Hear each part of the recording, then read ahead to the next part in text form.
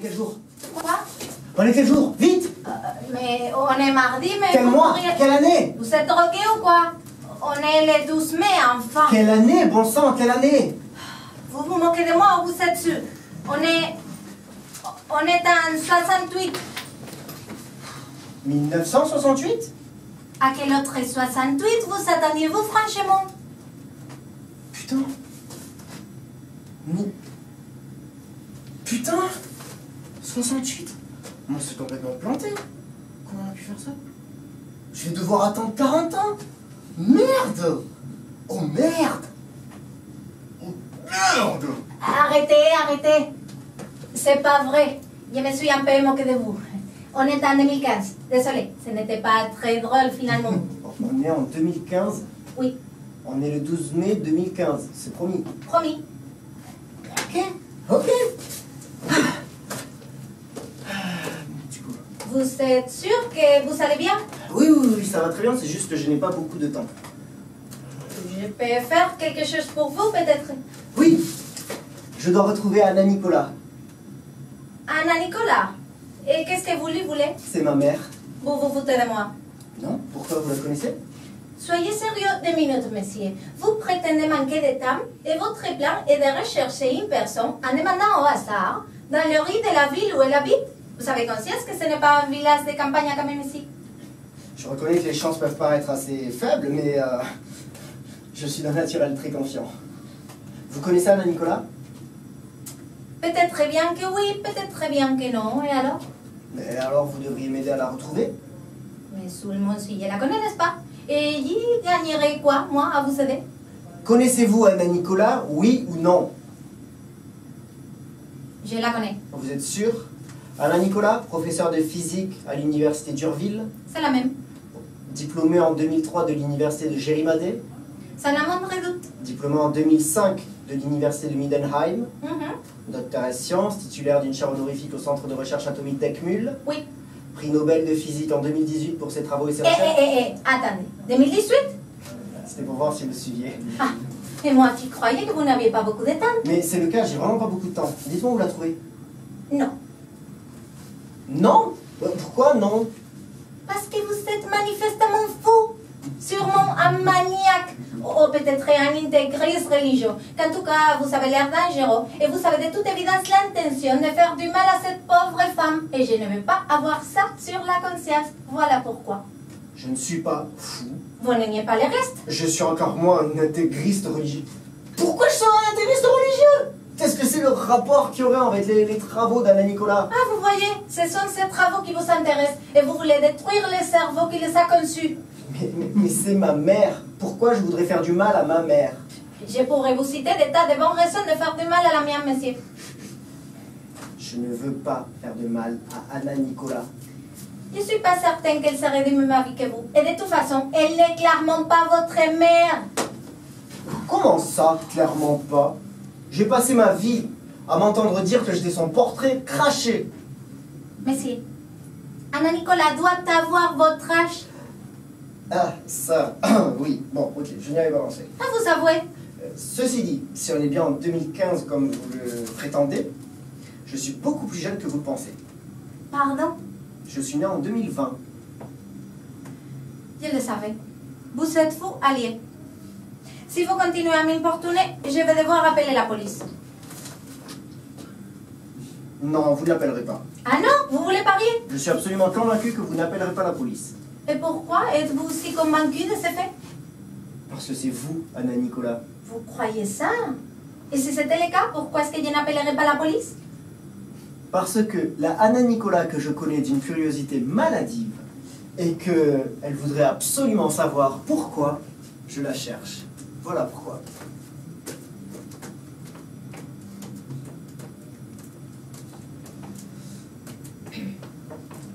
Bon. Comment vous m'avez reconnu? Comment un fils ne reconnaîtrait pas sa propre mère? Mais enfin, monsieur, vous n'êtes pas mon fils, je n'ai même pas d'enfant. Non, c'est vrai. Pas encore. Je viens du futur. Dans une machine à remonter le temps que vous avez inventée. Une machine à remonter le temps? J'ai jamais inventé de machine à remonter le temps. Non, bien sûr, pas encore. Ça viendra, vous avez le temps. Et vous avez encore beaucoup d'inventions à faire avant celle-là. Je sais par exemple exactement le projet sur lequel vous êtes en train de travailler en ce moment. Voilà qui est très intéressant, visiteur du futur. Et sur quoi donc?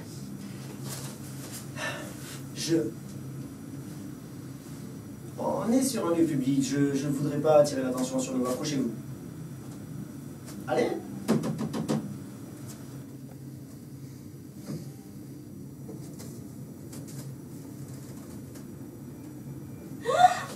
Comment pouvez-vous savoir cela? J'ai eu cette idée ce matin. Vous êtes réellement un maniaque. Vous avez mis des caméras chez moi.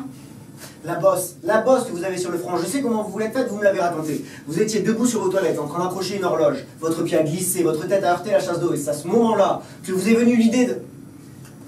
ce sur quoi vous êtes en train de travailler en ce moment. Je n'aurais quand même pas mis des caméras dans vos toilettes. Vous êtes fou. Qu'est-ce que je pourrais bien savoir de ce dont vous êtes capable? Je ne suis pas un maniaque. Il faut que vous me croyiez. Si vous m'avez reconnu de suite, pourquoi ne pas l'avoir dit plus tôt? Pourquoi avoir fait semblant de me croire? Il fallait que je sois sûr avant toute chose. Je conviendrai qu'on ne devrait pas parler ouvertement de vos travaux à n'importe qui comme ça. Voilà qui est en effet censé. Bon. Admettons. Admettons que je sois prête à vous croire. Admettons qu'il soit éventuellement possible qu'en dépit de tout ça que la science nous a appris jusqu'à ce jour, vous veniez du futur.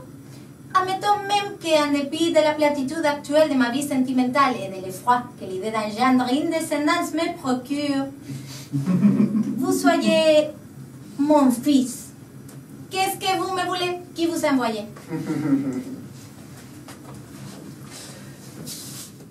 C'est toi, maman. Quoi?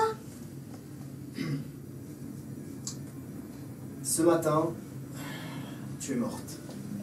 J'ai pas envie d'entendre ça. Tu es morte paisiblement. Je suis resté à ton chevet tout le long et nous avons discuté. Et tu m'as expliqué que je devrais venir te rencontrer ici. Pourquoi est-ce que je voudrais que vous me rencontriez ici, sachant que je ne croirais sûrement pas un mot de ce que vous me raconteriez? Parce que c'est très important. Parce que ta carrière en dépend et ma vie aussi.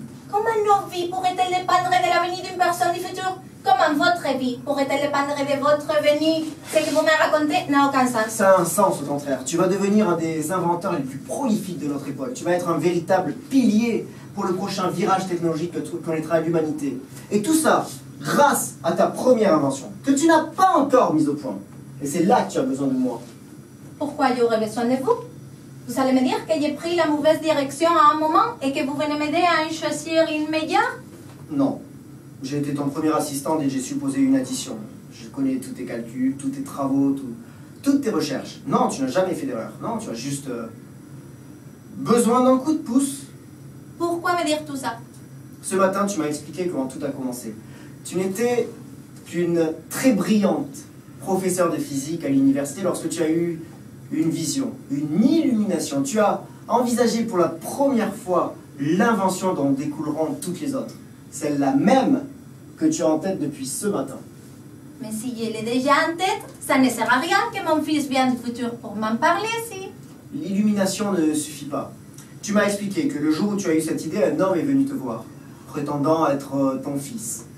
Tu as cru pendant des années qu'il avait inventé toute cette histoire pour ne pas avoir à te dire réellement qui il était, jusqu'au jour où tu t'es rendu compte que je commençais à ressembler à cet homme. Ce jour-là, tu as compris qu'il fallait te mettre au point, qu'il te fallait mettre au point le voyage dans le temps. Et que ça serait ta dernière invention, ton dernier coup de génie. Vous voulez me dire que vous êtes venu pour me motiver, pour me dire que tout ceci va marcher, pour me montrer la voie? Non. Non, ma mission est plus prosaïque que ça. Dans notre maison, ta première invention trône à une place de choix au milieu du salon. J'ai grandi en l'observant et sa conception dépasse de beaucoup l'imagination des plus grands génies de notre époque. Personne n'aurait pu l'inventer. Personne. Alors, comment ai-je pu y arriver? Je te l'ai apportée et je te la donne. C'était ça ma mission. Maintenant, il te faut l'étudier, la scruter, calquer ton raisonnement sur le moindre de ces rouages pour enfin développer tes facultés cognitives dans le sens qui permettra l'avalanche d'inventions dont tu seras responsable. Mais ce n'est pas possible. C'est exactement ça. Je veux dire, c'est vraiment exactement ce que j'avais imaginé. Comment pourriez-vous me donner ceci si je ne l'ai pas encore inventé? C'est très complexe. Les gens pensent que le temps est une simple progression de causes et d'effets, alors que, d'un point de vue non linéaire, non subjectif, c'est plutôt une espèce de grosse boule où le temps s'enchevêtre comme... Mais finissez pas cette phrase. Très complexe. C'est vraiment trop cliché, ces considérations sur l'enchevêtrement du continu. C'est un raisonnement qui te sera familier dans quelques temps. Et oui, c'est exactement le prototype que tu as mis au point, le premier jalon d'une immense succession d'inventions que tu as... Arrêtez de dire que je vais inventer des millions de trucs, que je vais être super importante, que je vais changer la face du monde. Mais c'est le cas. Mais vous vous rendez compte de la pression que ça met sur mes épaules? Et si je ne suis pas à la terre? Et si je n'arrive pas à comprendre comment marche votre machin? Vous avez l'air de dire que l'humanité va avoir besoin de moi? Tu m'avais prévenu que tu aurais cette réaction. Je ne peux rien dire pour te rassurer. Tu vas passer de toute façon le reste de ta vie avec cette pression sur les épaules parce que tu es comme ça. Mais tu y arriveras, je t'assure. Mon avenir ne peut pas être déjà écrit, décidé, scellé. Comment dois-je prendre le fait que je sache que j'aurai un fils dans 5 ans? Comment vais-je vous appeler? Qui est votre père? Quel âge avez-vous? Et bon sang, de quoi je vais mourir? Tu te doutes bien que je ne peux rien te dire de tout ça.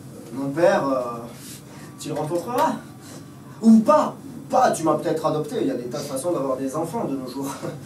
Quant à mon nom, tu le trouveras bien assez tôt. J'ai pas envie de t'influencer là-dessus. Ah, il reste encore des domaines dans ma vie où il y a les choix alors. Merci beaucoup. Je vais y aller maintenant.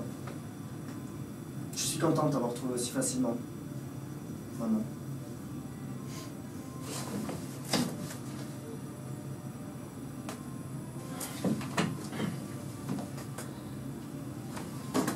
Je voulais vous dire mes condoléances pour votre mère. Ça, c'est... Merci. Démonte cet objet, étudie-le à fond. Et surtout, n'en parle à personne.